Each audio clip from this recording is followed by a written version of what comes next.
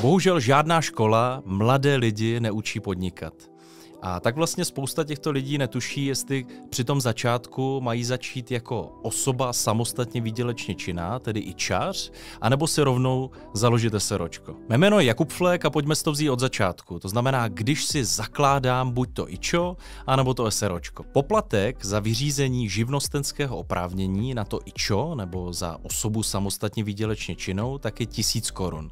Eseročko tak si klidně můžete založit se základním kapitálem 1 korunu, protože už byla zrušena povinnost, že minimální základní kapitál je 200 000 korun. Díky změně zákona o obchodních korporacích z roku 2014, tak se založení společnosti s ručením omezeným stalo výrazně přístupnější. A opravdu teď už můžete do základního kapitálu vložit 1 korunu. Celková ale cena za založení, včetně veškeré byrokracie a notářského zápisu, tak je okolo 7